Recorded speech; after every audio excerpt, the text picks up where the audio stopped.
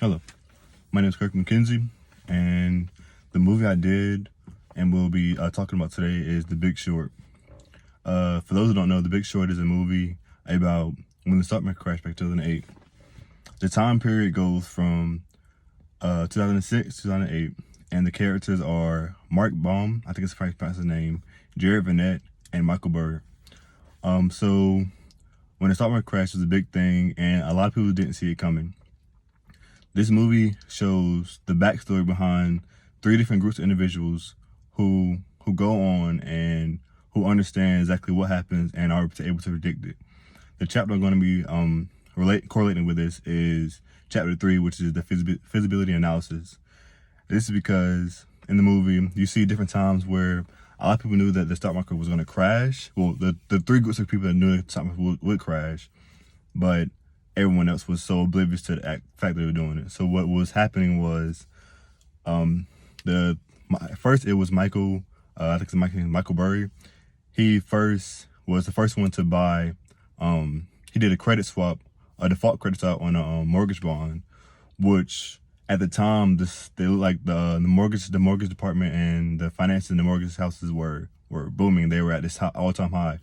So when he first did it, everyone was very, very confused, and he put in over $40 million in his first contract, and they were very confused. So what they did not know that he did previous research and looked at the mortgage bonds and the mortgages on the houses that people own in certain areas, and he noticed that it was like a lot of weird things going on, and that there were inaccurate numbers that it seemed like the bank was hiding out.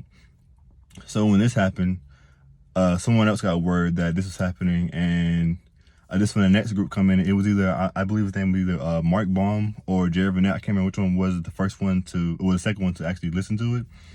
And they did their research and looked and see that this is also false information that the bank was giving out.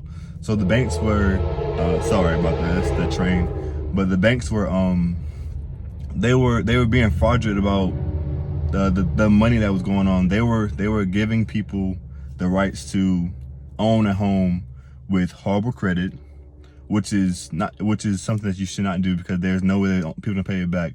For the banks, they were just looking for the big money, and in the long run, it was going to hurt the economy in one way or another. And nobody was seeing it coming because nobody else actually took a look at what was going on in the economy at the time. And so people were looking at Michael very, very, very crazy, and trying to figure out why was he doing this and why was he spending so much money. And he had his firm. It wasn't his own firm, but the firm he had almost full control over it. And so throughout the course of the movie, you see the different groups of people going out and trying to warn people and trying to get the governors and the president and things like that to actually see what was going on, and to own up to the false information they was putting out on the publics, and to show that their records was not right. And so the feasibility analysis is something that a lot of people use to see the how well like a market is doing, how well will it be in the future, what things are being inputted into the market to make it fluctuate the way it is fluctuating.